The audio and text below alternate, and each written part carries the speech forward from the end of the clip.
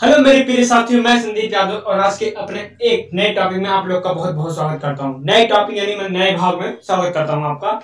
तो दोस्तों, हमने अभी तक जो भी भाग पढ़ा है, हमने 4 भाग शायद पढ़ लिया, ठीक। तो आप चारों भागों को मुझे जहां तक यकीन है आप लोग बहुत अच्छे तरीके से देख लिए होंगे। तो मैं आज आपको 5वां भाग पढ़ाने वाला हूँ, धातु और अधातु भाग। अगर आपने अभी तक चारों भाग नहीं देखे हैं तो बहुत बेहतरीन तरीके से समझाया गया, पढ़ाया गया है, आपको नोट्स भी प्रोवाइड कराया जा चुका है। अगर कोई बच्चा छूट गया है, नोट्स नहीं पाया है, तो मुझे पर्सनल मैसेज कर सकता है। नंबर मैं खुद एडमिन हूँ, ठीक। मैं संदीप यादव, ठीक।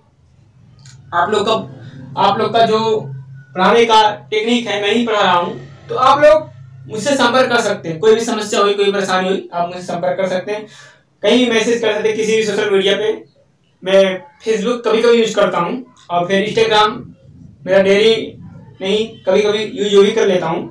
तो आप लोग हमें कहीं भी फॉलो कर सकते हैं और मैसेज कर सकते हैं, कांटेक्ट भी कर सकते हैं, ठीक है। तो दोस्तों, आज हम बहुत बेहतरीन तरीके से आज भी देखेंगे अपनी क्लास को, और आपका पूरा कंसंट्रेट यहाँ ओके होना चाहिए। मैं ये कहना चाहता हूँ दोस्तों कि आप लोग का जो टाइम है, जो समय है बोर्ड एग्जाम का, वो हमेशा क्या हो रहा है, हमेशा की तरह। और आपको पता भी होगा कि आपके पास 7 मंथ है। आज जुलाई चल रहा है, जुलाई आज 1 जुलाई हो गया। जुलाई, अगस्त, सितंबर, अक्टूबर, नवंबर, दिसंबर, जनवरी, फरवरी में आपको बोर्ड एग्जाम होता है। आप देखिए 3 6 यानी आपको 7 मंथ है, आपका एकदम एग्जैक्टली 7 मंथ है। और 5 मंथ आपने पढ़ चुका है। आपने एक अच्छा ना पढ़ा होगा, लेकिन सरकार के पास यही डेटा है कि आपने पढ़ लिया। तो दोस्तों, टाइम वेस्ट ना करते हुए आप पढ़ाई पे ध्यान दीजिए, ठीक। बाकी आपको कोई समस्या होती, मैं कल से कक्षा 10 का चालू करने वाला हूं, क्या, मैथ। तो आप लोग तैयार रहिएगा उसके लिए भी, और कोई भी समस्या हो, कोई भी परेशानी हो, तो उसके लिए भी आप लोग तैयार रहिए मुझसे संपर्क करने के लिए, ठीक। तो हम आज पढ़ने वाले हैं भाग 5, ठीक। क्या पढ़ने वाले, भाग 5, क्लास 10, साइंस है, धातु और अधातु, चैप्टर 3। क्या है, अध्याय 3 है दोस्तों, ठीक। तो अब देखते हैं दोस्तों, हम लोग आगे बढ़ते हैं। क्या कहता है, धातुओं की और अधातुओं के साथ अभिक्रिया। धातुओं और अधातुओं के साथ अभिक्रिया क्या होता है दोस्तों। नंबर 1 देखते हैं, धातु संयोगिकता कोष में। संयोगिकता कोष जानते हो, जो उसकी संयोगिकता हुई धातु के, ठीक। धातु की संयोगिकता कोष में इलेक्ट्रॉन त्याग करके धनायन बनाते हैं, ठीक। इलेक्ट्रॉन त्याग करके क्या बनाते हैं, धनायन बनाते हैं। और अधातु संयोगिकता कोष में इलेक्ट्रॉन ग्रहण करके ऋणायन बनाते हैं। ये देखिए, जो धातु होता है वो त्याग करके धनायन बनाता है, और ये अधातु ग्रहण करके क्या बनाता है, ग्रहण करके ऋणायन बनाता है। यानी जो त्यागता है उसके ऊपर धन, यानी जो देता है वो धन, और जो लेता है वो माइनस यानी ऋण, ठीक।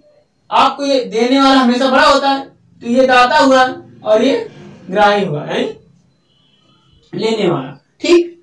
तो आप देख लिए। और तीसरा पॉइंट क्या, ऐसे यौगिक जो इलेक्ट्रॉन के आदान प्रदान द्वारा बनते हैं, माने एक दूसरे के अदली बदली, एक दूसरे के अदल बदल से बनते हैं। जैसे आप हमारा लीजिए, हम आपका ले लें, तब वहां क्या होता है दोस्तों, वहां ये तीसरा नंबर फॉलो कर रहा है। जैसे एक ऐसे यौगिक जो इलेक्ट्रॉन को आदान प्रदान द्वारा बनते हैं, उन्हें रासायनिक यौगिक कहते हैं। यानी जो एक दूसरे के आदान प्रदान से बनते हैं।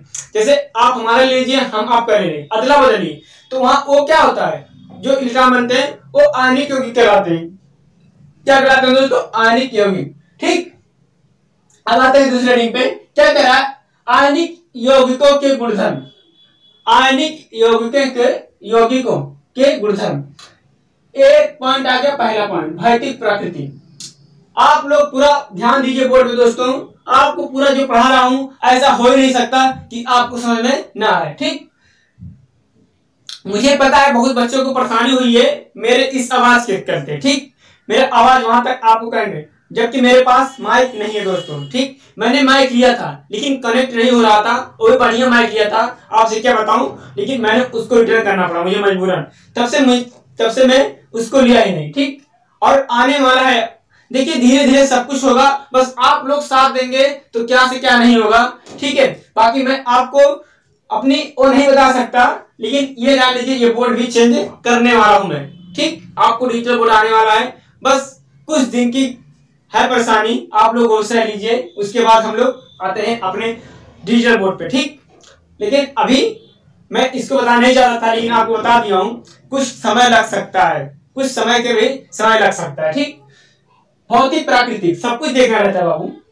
भौतिक प्राकृतिक देखते हैं क्या कहता है, ये यौगिक समानतः भंगुर होते हैं। भंगुर यानी जो टूट जाते हैं, यानी टूटते रहते हैं, वो क्या होते हैं, ये यौगिक समानतः भंगुर होते हैं। भौतिक प्राकृतिक यानी यौगिक क्या होते हैं, ये भंगुर होते हैं यानी टूटते रहते हैं। और दूसरा क्या कह रहा है, आयनिक यौगिक ठोस एवं थोड़े कठोर होते हैं, ठीक। आयनिक यौगिक ठोस एवं कठोर होते हैं, तो ठोस होगा कठोर होगा, ठीक। ये मान लीजिए ये क्या है, ये ठोस है, ये ठोस नहीं है तो ये कठोर भी होगा, जल्दी कहां टूटेगा, ठीक। हम लोग का तीसरा पॉइंट क्या था, आयनिक यौगिक ठोस एवं थोड़े कठोर होते हैं, तो कठोर होगा तो ठोस अवस्था होगा, ठीक है। अब देखते हैं नेक्स्ट पॉइंट क्या करा, दाब डालने पर टुकड़ों में टूट जाते हैं। मैंने पहले ऊपर बता दिया था कि ये भंगुर प्राकृतिक होते हैं, यानी अगर किसी चीज पे अगर मैं मान लिया जाए कि मैं यही चीज है, अगर इस पे दबाव डालूं यानी इस पे कुछ चीज ठोकूं यानी इस पे रखूं तो क्या होगा, वो टूट जाएगा, ठीक। मेरे मुंह में थोड़ा छाला होगा दोस्तों, फिर भी मैं बहुत दर्द कर रहा, ठीक, लेकिन फिर भी मैं आपको यहाँ पे उपस्थित हूँ। दर्द होने दो यार, दर्द नहीं होगा तो कैसे जिएंगे जिंदगी में यार, दर्द जरूरी है। दर्द से हमें क्या मिलता है, दर्द से हमें सीख मिलती है दोस्तों, ठीक। दर्द से हमें ये सीख मिलेगी कि हमने आगे चल के यही सोचोगे कि हमने भी उस दर्द में भी कोशिश की थी तो आज यहाँ तक पहुंचे हैं, ठीक। सफलता मिलने के बाद स्वर अपने आप होगी, ठीक। बस आप लोग मेहनत करना ना भूलिए। तो देखिए नेक्स्ट पॉइंट क्या करा, इसमें आयनिक यौगिक में के गुणधर्म में क्या करा, उच्च गलनांक एवं क्वथनांक। क्या उच्च गलनांक एवं क्वथनांक, ठीक। गलनांक क्या होता है, जिस टॉपिक पे गलता है, और देखिए क्या करा, गलनांक एवं क्वथनांक अधिक होते हैं। इनका जो गलनांक होता है और क्वथनांक अधिक होता है। जैसे NaCl को उदाहरण देखते हैं, जैसे NaCl का गलनांक 10 यानी 74 केल्विन है। ताप का मात्रा क्या होता है, ताप का मात्रा केल्विन होता है, ठीक।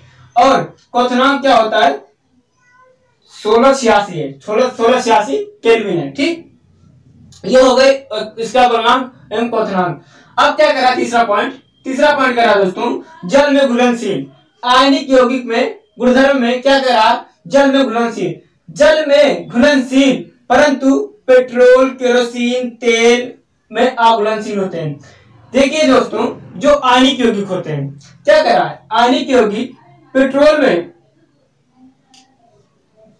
पेट्रोल और केरोसिन और तेल, पेट्रोल और केरोसिन तेल में जो होता है, केरोसिन होता है मिट्टी का तेल, उसमें सब क्या है, उसमें अघुलन है। सिर्फ आयनिक यौगिक जल में विलय है, यानी जल में मिल जाता है, घुल जाता है, ठीक है। तो आप लोग यहाँ तक देख लिए, इतना समझ में आ गया दोस्तों। मैं आपको बता रहा हूं, अगर कहीं भी कोई दिक्कत हो हमें कमेंट बॉक्स में आप बता सकते हैं, ठीक।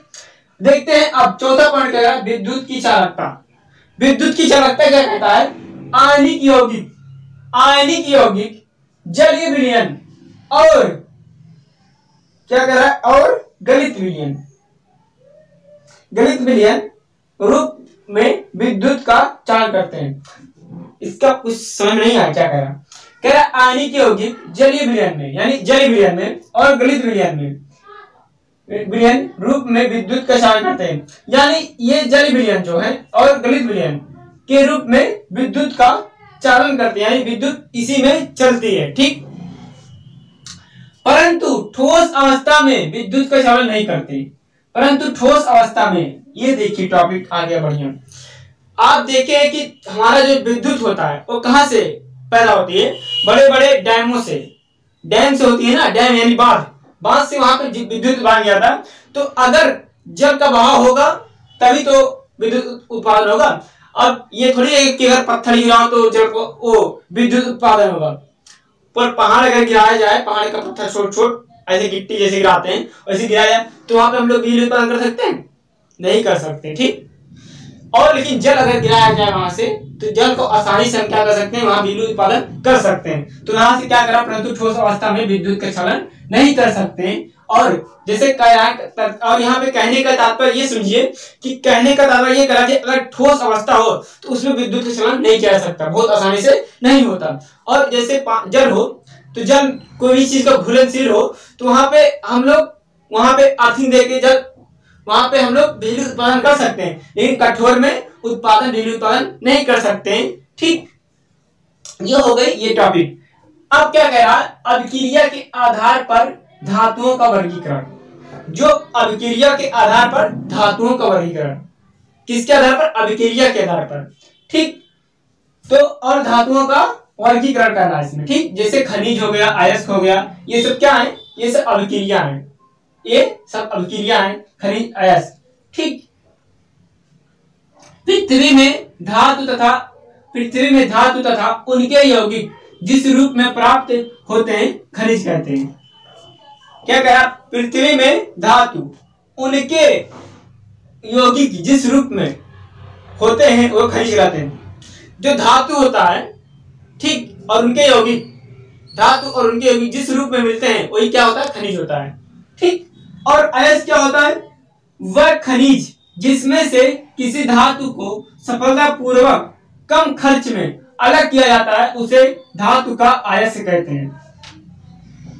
क्या कहने का तात्पर्य दोस्तों, वह खनिज, कोई धातु भी क्या है, एक खनिज, वो खनिज क्या कर, खनिज जिसमें से किसी धातु को सफलतापूर्वक अलग तथा कम खर्च में अलग किया, यानी उसको निकाला जाता है। जैसे किसी चीज को आप देखो, कोई चीज खाते हो उसका छिलका अलग और फल अलग निकालते हो, तो कम खर्च में यानी कम जानवर में निकाल लेते हो या कम एनर्जी में, तो ये कह रहा है कम खर्च में अलग किया जाता है तो उसे धातु का अयस्क कहते हैं। तो उसे यानी जैसे हम लोग निकालते हैं तो उसको यानी वो फल का छिलका कहेंगे, इस प्रकार है। ठीक, उदाहरण क्या कहता है दोस्तों, कापर पायराइट, बॉक्साइट तथा गैलेना क्रमशः कापर एल्युमिनियम तथा लेड के अयस्क हैं। ठीक, तो देखिए जो कापर पायराइट होता है और कापर एल्युमिनियम ये दोनों चिपके होते हैं। ठीक, ये दोनों एक धातु क्या होता है, ये जिसमें खनिज, ये क्या होते हैं, खनिज होते हैं, और एक धातु होता है, तो खनिज धातु इस एक ही में होते हैं, तो इनको कम खर्च में अलग किया जाता है वही। ठीक है, कापर पायराइट को और क्या किसका दिया, और हाँ कापर एल्युमिनियम को, ये दोनों को अलग किया जाता है। ठीक, कम खर्च में, यही कहने का तात्पर्य समझा रहा है। ठीक, खनिज के उदाहरण देखिए नहीं हुआ था, मैं इसलिए नीचे लिख दिया हूं। ठीक, ये जो खनिज का उदाहरण नहीं था दोस्तों, क्या कहता, पृथ्वी में धातु तथा उनके यौगिक जिस रूप में प्राप्त होते हैं खनिज कहलाते हैं। जैसे CuFeS2 यानी कापर पायराइट, इसी को क्या कहते हैं, कापर पायराइट कहते हैं। ठीक, इसमें लोहे भी मिक्स होता है और कापर भी मिक्स होता है। ठीक, और इसमें सल्फर भी मिक्स होता है, कापर पायराइट कहते हैं। ठीक, इसमें कापर तथा आयरन, ये क्या होता है, आयरन होता है, आयरन धातु है। ठीक, इसमें आपको दिख भी रहा है कि हाँ इसमें आयरन धातु है। ठीक है दोस्तों, आपको इतना समझ आ गया होगा मुझे जहां तक यकीन है। और मैं आपको ये बताना चाहता हूं कि हमारा कल से मैथ का सिलेबस स्टार्ट होगा, आप लोग उसको इस वीडियो को बहुत अच्छा रिस्पॉन्स दीजिएगा दोस्तों। ठीक है, बाकी आपका सहयोग हमेशा बना रहता है और बना रहेगा। आप, मुझे जहां तक यकीन है आप सहयोग करने में पीछे नहीं रहेंगे दोस्तों। तो अगर आपको जितने भी दोस्त हो, जितने भी मित्र हो, जितने भी बहन भाई हो, सबके पास ये वीडियो पहुंचाइए और अपने सूर्योदय क्लासेस को नई ऊंचाइयों का आयाम दीजिए। और मैं आपको गारंटी देता हूं कि 2024 के बोर्ड एग्जाम में अगर सूर्योदय क्लासेस के डंका जितने भी छात्र होंगे, हम कम ही सही लेकिन मजबूत होंगे दोस्तों, हम कम ही सही मजबूत होंगे और अपने हौसलों को जिंदा रखेंगे और कुछ करके जरूर दिखाएंगे दोस्तों। 2000 बोर्ड एग्जाम में, 2024 के बोर्ड एग्जाम में अगर डंका बजेगा, सूर्योदय क्लासेस का बजेगा डंका, देख लेना दोस्तों। हम लोग मेहनत करते चलेंगे, बस आपका साथ हमेशा बना रहे। ठीक है दोस्तों, ठीक है, तो आज का क्लास यहीं पे इन होता है। तो आप लोग मस्त रहिए, स्वस्थ रहिए। जय हिंद, जय सूर्योदय क्लासेस।